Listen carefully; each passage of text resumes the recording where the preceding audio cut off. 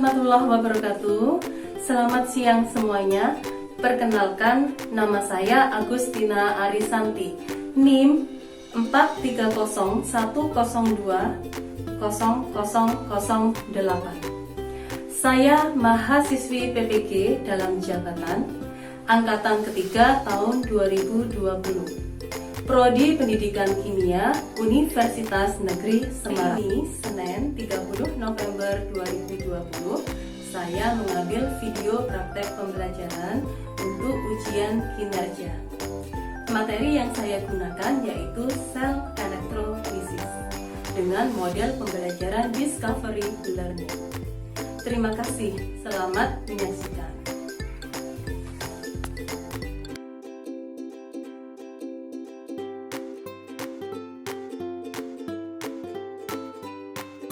Assalamualaikum warahmatullahi wabarakatuh. Waalaikumsalam. Gimana kabar kalian hari ini anak-anak? Semuanya sehat? Alhamdulillah. Sehat semua ya. Bagaimana kabarnya Dafu, gimana hari ini? Alhamdulillah Bu, baik Bu. Baik ya semuanya ya. Jangan lupa selalu jaga kesehatan ya. Perbanyak minum air putih, kemudian makan sayur yang banyak ya. Apalagi musim penghujan seperti ini ya. Anak-anak, agar pembelajaran kita bisa bermanfaat ya buat kita semua, silakan ketua kelas untuk memimpin berdoa terlebih dahulu. Silakan Hilman. Belum memulai pembelajaran pada pagi hari ini, marilah kita berdoa menurut agama dan keyakinan masing-masing. Berdoa, mulai. Selesai. Kalau Bu Santi lihat jumlahnya lengkap ya, 28. Kemudian ini ya presensinya ya. Jangan lupa untuk selalu diisi sebelum kalian mengikuti pembelajaran. Ya. Bagaimana anak-anak? Sudah terlihat ini PPT-nya? Sudah Bu. Oke. Sebelum kita ke materi ya, Ibu ingin bertanya jawab dulu ya. Coba kalian amati gambar berikut. Gambar Hiasan emas. perhiasan emas. Kemudian yang di sini perhiasan apa ini? Yang dipakai orang ini? Perak. Betul. Menurut kalian di sini ya, ini kan ada tulisannya hasil penyepuhan ya. Nah, menurut kalian ini biasanya kan yang cewek-cewek ya, yang sering diajak mamanya ke pasar. Apa kalian sering melihat di situ ada jasa orang menyepuh perhiasan? Menurut kalian ya, perhiasan hasil penyepuhan ini apakah sama dengan perhiasan yang dijual di toko perhiasan emas? Kalau kalian ikut mama beli ya, ikut beli cincin atau kalung, di situ kan tertulis 22 karat, 23 karat. Nah, kira-kira menurut kalian apakah sama dengan perhiasan hasil penyepuhan ini? Berbeda Bu. Berbeda. Siapa yang tahu bedanya apa? Kalau emas penyepuhan itu dilapisi oleh logam lain. Kalau satunya, kalau yang di toko perhiasan emas bagaimana? Kalau yang perhiasan murni lebih banyak emasnya dibandingkan logam lainnya. Emas. Nah, ini siapa yang menjawab ya? Inaka Bu. Oke, Ineke, pinter ya, bagus. Jadi perbedaannya di sini, kalau perhiasan hasil penyepuhan, nah di sini berarti hanya dilapisi dengan emas ya, dilapisi secara tipis dengan logam emas. Tahu nggak kira-kira logam dasar yang dipakai pada perhiasan hasil penyepuhan ini kira-kira logam apa? Logam besi Bu. Tembaga. Iya, kan logam dasar besi atau tembaga.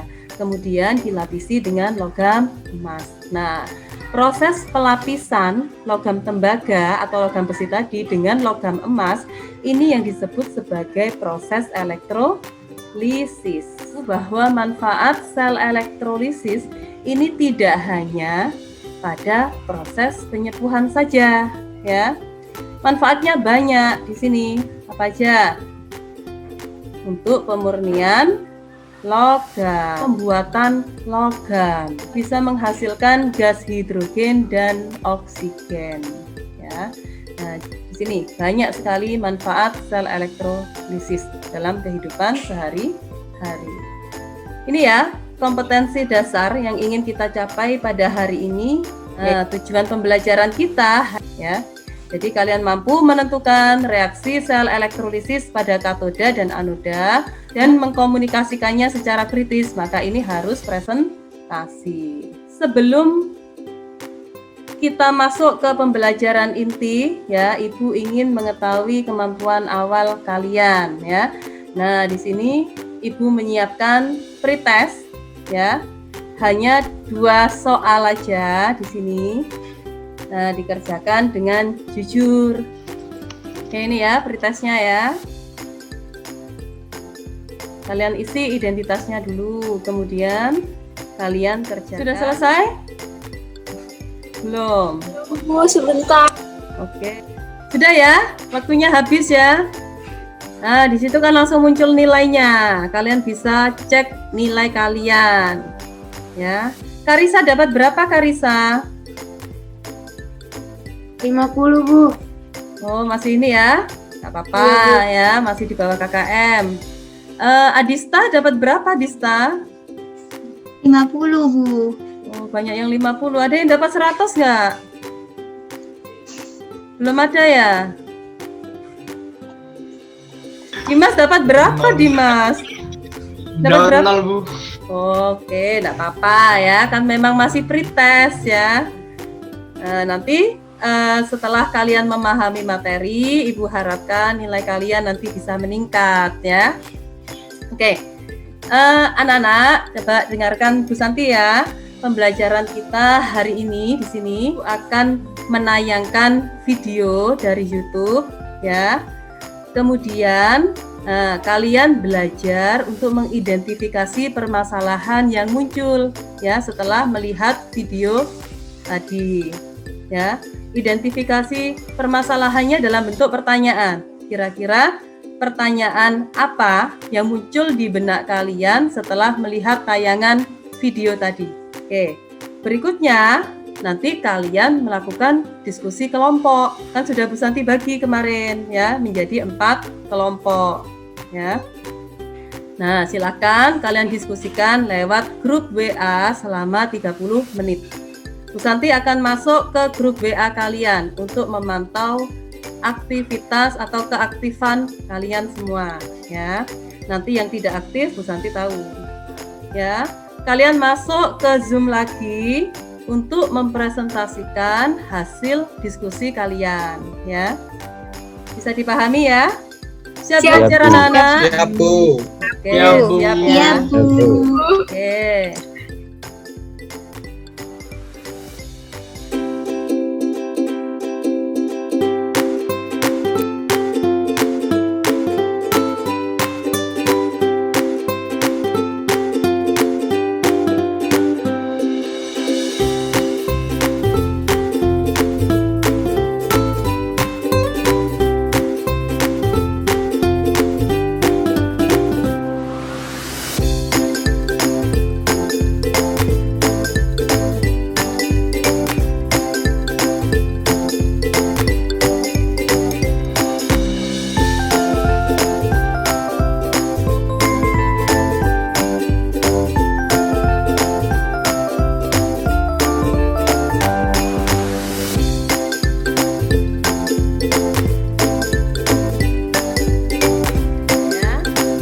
Sudah melihat video praktikum mengenai elektrolisis larutan Ki dengan menggunakan elektrode karbon ya. Nah, setelah melihat video tadi, pertanyaan apa yang muncul pada benak kalian? Oke, Bu, silakan Dimas. itu tadi di tabung yang sebelah kiri kok keluar warna kuning itu, Bu. Apa itu? Oke, kenapa kok muncul warna kuning? Ada lagi?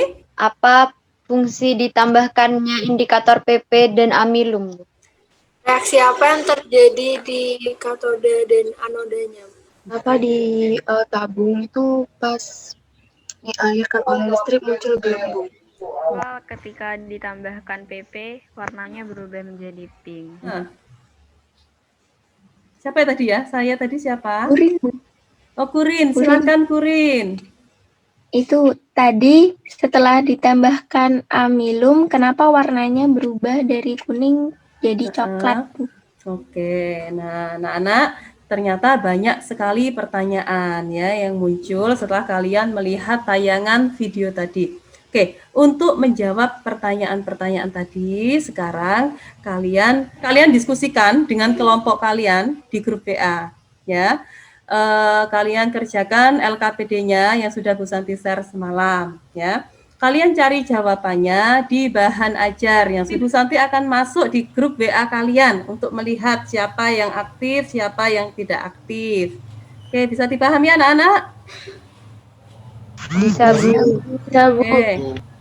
Ibu kasih waktu 30 menit untuk diskusinya ya. Nanti setelah 30 menit kita masuk ke Zoom lagi ya. Kemudian kalian mempresentasikan hasil diskusinya. Oke, bisa dipahami?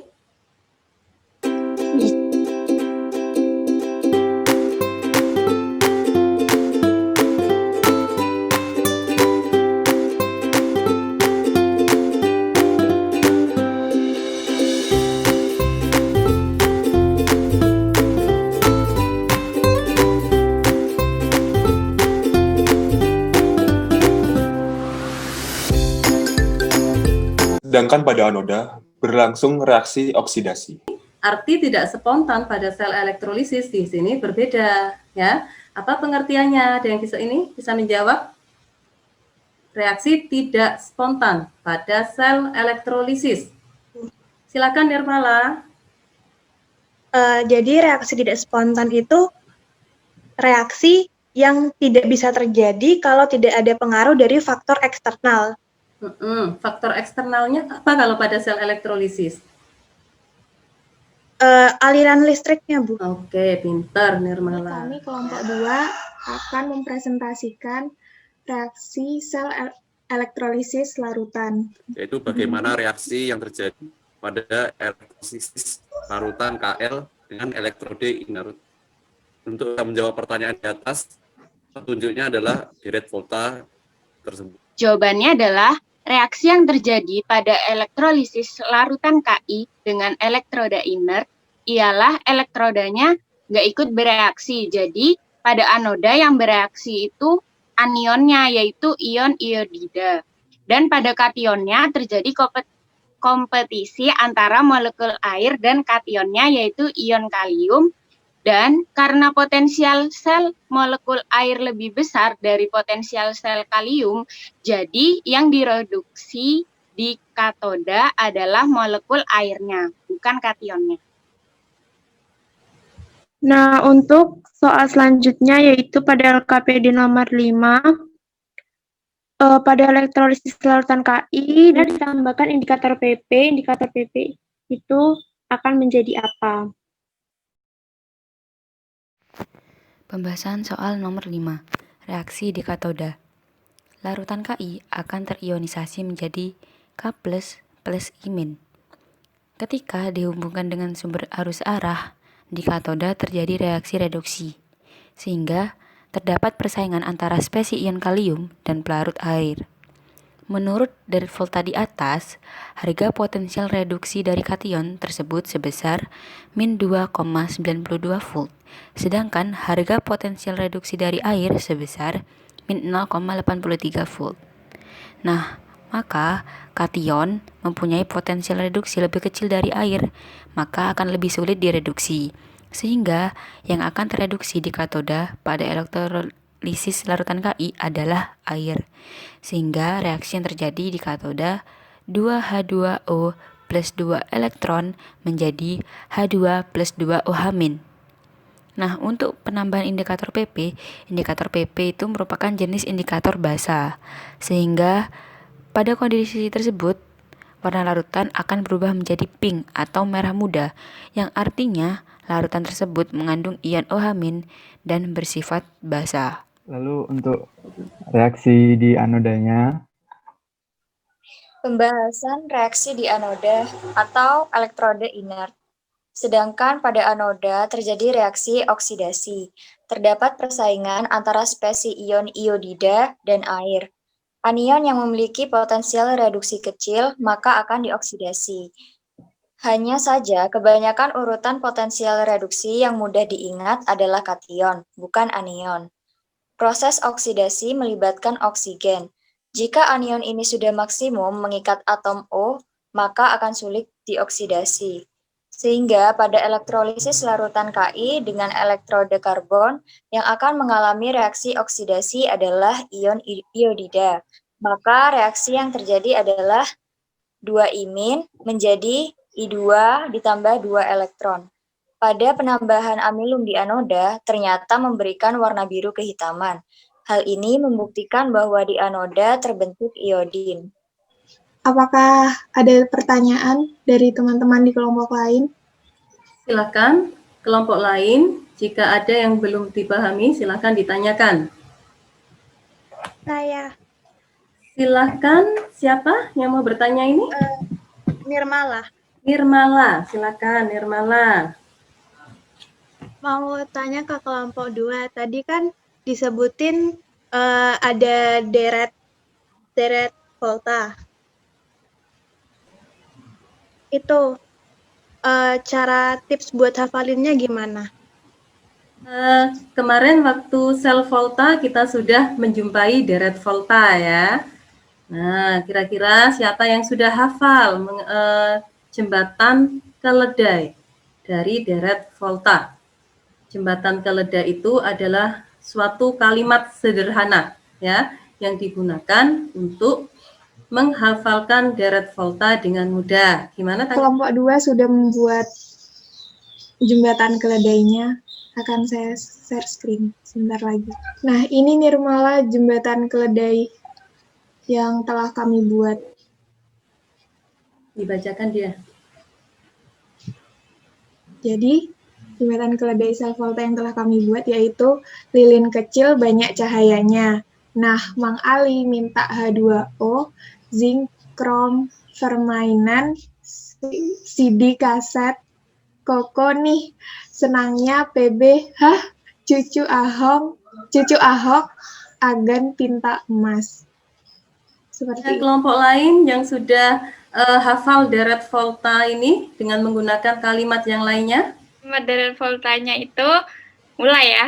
Li, Pak Zaman nanti meninggal, almarhum minta H2O atau air zaman kerajaan Fir'aun, Nabi Sulaiman pemberantas buta, Cukong Hongkong agen putau. Oke, bagus ya. Jadi kalian boleh menggunakan kalimat ya, kalimat yang mudah menurut kalian ya, untuk mempermudah hafalannya ya. Oh, Kusuma kok sudah mengantuk ini? Semangat. Enggak, ya Bu. Kusuma ya. Ya Bu, semangat Bu. Nah, silakan mempresentasikan hasilnya mengenai elektrolisis lelehan Ki dengan elektroda karbon ya, yang termasuk elektroda inert. Silakan. Sebelumnya yang dibahas adalah mengenai larutan Ki. Nah, bagaimana jika larutan Ki tersebut diganti menjadi lelehan Ki? Apakah reaksi yang terjadi akan sama? Pada elektrolisis lelehan Ki, reaksi ionisasi Ki sama dengan... Pada elektrolisis lelehan Ki, reaksi ionisasi Ki adalah Ki menjadi K+ ditambah I-. Setelah dihubungkan dengan sumber arus arah, maka spesies K+ akan tertarik menuju katoda, sedangkan spesies I- akan tertarik menuju anoda. Maka reaksi yang terjadi di katoda adalah K+ plus elektron menjadi K, dan reaksi yang terjadi di anoda adalah 2 I- menjadi I2 plus 2 elektron. Silakan, yang masih belum paham, silakan bertanya pada kelompok 3. Saya Bu. Silakan dia.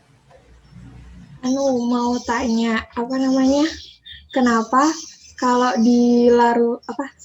kalau larutan Ki itu ada yang bereaksi di katoda itu ada airnya. Kenapa di lelehan Ki itu cuma langsung kationnya yang bereaksi?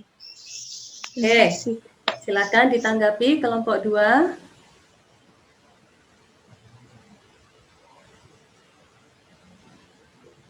Baik, terima kasih Dia. Jadi seperti yang sudah kita ketahui, bentuk lelehan atau leburan itu tidak mengandung air, sehingga tidak ada kompensasi antara kation dan anion dengan air. Seperti itu. Oke, bagaimana dia? Sudah, Bu. Oke. Apresiasi yang sebesar-besarnya buat kelompok 1, kelompok 2, kelompok 3, sama kelompok 4 ya. Sudah mempresentasikan hasilnya dengan sangat baik. Silakan kasih aplaus.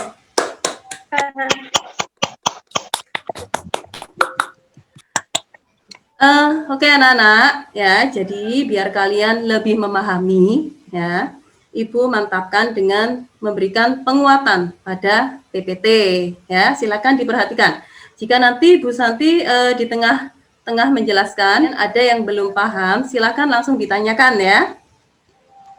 Nah, oke, perhatikan tadi dalam praktikum tadi ya, di situ ada elektrolisis larutan Ki. Dalam larutan berarti ada apa? Kalau larutan?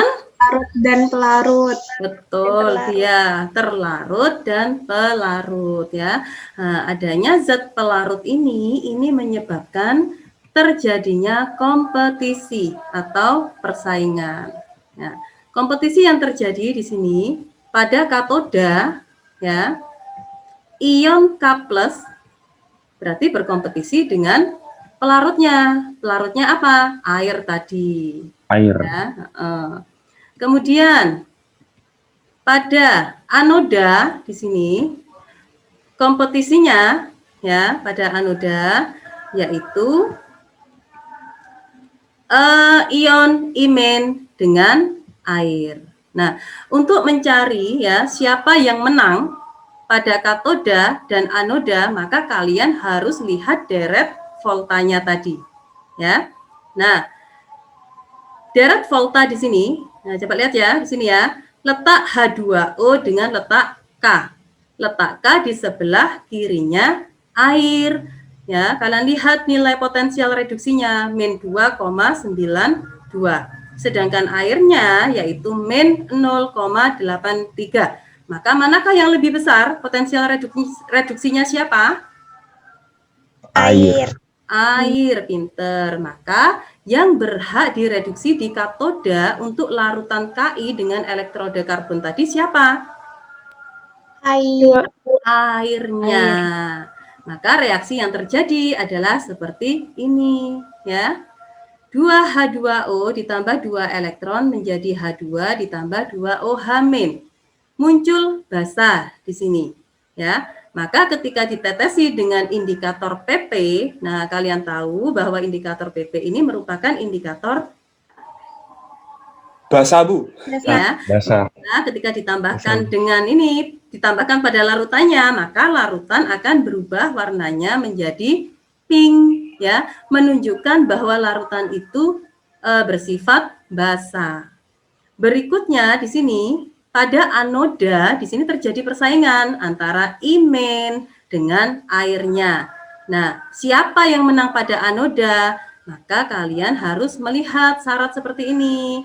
Kalau dia mengandung sisa asam oksi, berarti seperti SO4 2-, NO3-, PO43-, maka yang teroksidasi adalah airnya. Ya, selain sisa asam oksi di sini, ya. Maka yang teroksidasi adalah anion itu sendiri. Nah, Dafu udah ngantuk ya. Dafu, semangat ya Dafu ya. Di anoda di sini ya, tadi terjadi persaingan antara imen dan air. Ya, maka tadi yang menang di anoda siapa? Imennya. Ya, karena dia bukan sisa asam oksi, maka dia akan teroksidasi ya. Reaksi yang terjadi di sini adalah 2 imen menjadi I2 ditambah 2 elektron ya. Muncul I2 ya. Nah, karena muncul I2 di sini ketika ditetesi dengan amilum, kalian akan berubah warnanya menjadi hitam ya. Bagaimana jika larutan Ki diganti dengan lelehan Ki? Apakah reaksi yang terjadi tetap sama jika elektrode yang digunakan sama-sama inert? Bagaimana tadi? Yang lainnya bagaimana? Berbeda. Beda. Bu. Oke, pintar. Berbeda. Ya. Ada air. Tidak ada air. Tidak ada pelarut. Kalau pada lelehan tidak ada pelarut. Betul, pintar. Nah, karena tidak ada pelarut di sini, berarti dia tidak punya kompetisi, ya. Nah, karena tidak punya kompetisi, maka di katoda kation langsung direduksi, sedangkan di anoda anion langsung dioksidasi, ya. Maka pada reaksi Ki di sini, ya, Ki terionisasi menjadi K+ ditambah imin. Maka reaksi yang terjadi pada lelehan di sini katodanya adalah K+ menjadi K. Sedangkan pada anoda di sini imin menjadi I2. Sampai sini bisa dipahami anak-anak? Paham. Bisa. Paham ya? Oke. Nah, berikutnya bagaimana dengan reaksi elektrolisis larutan tapi menggunakan elektrode aktif, ya. Elektrode aktif itu selain ketiga elektrode ini, misalnya adalah logam Ag, logam Cu, logam Fe, ya. Nah, maka kalian lihat di sini persaingannya kalau dalam bentuk larutan bersaingnya tidak hanya dengan air tapi dengan elektrode itu juga, ya. Misalnya pada larutan Ki di sini tadi terionisasi menjadi K+ ditambah imin. Ada kompetisi spesi apa saja pada katoda? Air. K+. Air. Ada K+. Terus apa lagi? Ag. Ag, pinter ya. Nah, dari ketiga spesi ini ada K+, ada H2O, ada Ag. Menurut kalian yang menang siapa? Kalian tahu ya? Ini ya. Jadi yang menang dari ketiga spesi ini ketika bersaing adalah apa tadi? H2O-nya. Ya. Nah, kenapa Ag di sini Bu Santi silang? Ag itu kan logam, ya. Kalau logam, bilangan oksidasinya berapa di sini? 0. 0. Bilangan oksidasinya 0. Apakah Ag bisa diturunkan lagi bilangan oksidasinya? Tidak. Tidak bisa, ya. 0 itu sudah minimal. Maka elektrode aktif di katoda dia tidak akan bereaksi. Ya, sampai sini bisa dipahami anak-anak? Bisa. Yang punya potensial reduksi yang besar siapa di sini? Air. Air, pinter. Maka yang berhak direduksi adalah airnya, ya. Oke, maka reaksi di katoda adalah H2O menjadi hidrogen dan OH-. Sekarang kita pada tahap menarik kesimpulan ya mengenai pembelajaran kita hari ini. Siapa yang mau memberikan kesimpulan materi kita hari ini? Silakan. Pada sel elektrolisis itu karena terjadi reaksi tidak spontan, maka dibutuhkan listrik agar reaksinya spontan. Dan di sel elektrolisis, katodanya itu pada elektroda negatif dan anodanya itu pada elektroda positif. Dan di katoda terjadi reaksi reduksi dan di anoda terjadi reaksi oksidasi. Oke, betul ya. Jadi kalau pada sel elektrolisis di sini katodanya adalah negatif ya, anodanya positif. Maka kalau menghafalkan katoda negatif, anoda positif, berarti dikasih singkatan kenapa, pinter. Kebalikannya juga gitu pada sel volta ya. katoda positif, anoda negatif. Kapan? Tuh, biar mempermudah ya. Contohnya lelehan KI ya. Apabila KI dalam bentuk lelehan, maka yang bereaksi di katoda adalah K itu sendiri. Dan yang bereaksi di anoda adalah I. Namun apabila dalam bentuk larutan, maka karena terjadi kompetisi, yang bereaksi di katoda adalah H2O. Dan itu terjadi apabila elektrodanya inert. Apabila elektroda aktif, maka elektroda tersebut akan bereaksi di anoda. Oke, pinter Fatika ya. Nah, berarti di sini ya diingat kalau elektrodanya aktif, maka dia akan bereaksi di anoda ya. Di katodanya dia tidak akan bereaksi. Itu tadi untuk kenapa saat ditambah PP warnanya menjadi pink karena itu kan terjadinya di katoda. Kemudian yang bereaksi di sana ada kompetisi antara K+ dengan H2O dan yang menang H2O. Jadi katodanya H2O. Nanti dari reaksi di katoda akan menghasilkan OH- yaitu basa. PP kan indikator basa. Jadi warna pink itu menunjukkan pH-nya. Kemudian untuk di anodanya itu karena elektrodanya inert yang bereaksi adalah iminnya. Kemudian nanti imin ini akan menjadi I2. Ketika ditambahkan amilum, karena I2 iodin itu merupakan indikator dari amilum, maka akan berubah warna menjadi kehitaman. Oke.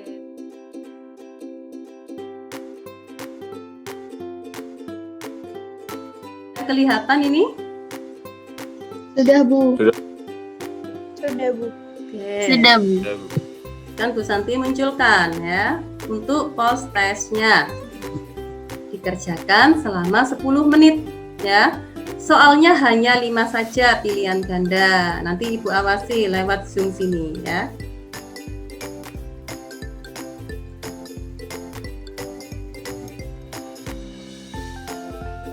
Oke.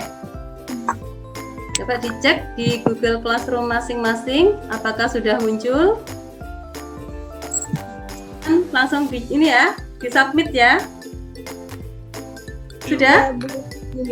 Sudah. Nah, kan langsung muncul itu nilainya ya. Ailin dapat berapa, Ailin? 80, Bu. 80. Meningkat ya. Tadi dapat berapa, Ailin tadi? Dapat 50. Dapat 50 ya.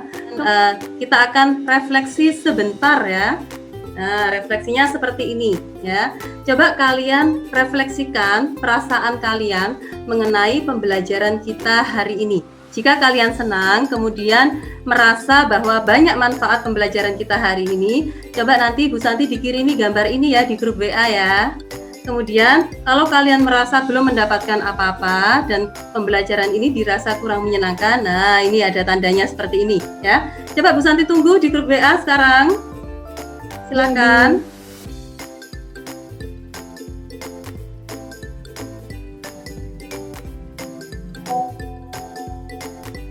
Jangan lupa bahagia ya. Selalu banyak tersenyum karena tersenyum itu bisa membuat hormon serotonin kita semakin banyak ya, dan itu membuat daya tahan tubuh kita semakin kuat. Oke anak-anak, pertemuan berikutnya kita belajar mengenai hukum Faraday. Pembelajaran kita sudah selesai ya. Sebelum kita akhiri pembelajaran hari ini ya, silakan dipimpin berdoa terlebih dahulu. Oke, sekarang Filbert yang memimpin doa. Silakan Filbert. Sebelum kita mengakhiri pelajaran pada pagi hari ini, marilah kita berdoa sesuai agama dan keyakinan masing-masing. Berdoa mulai.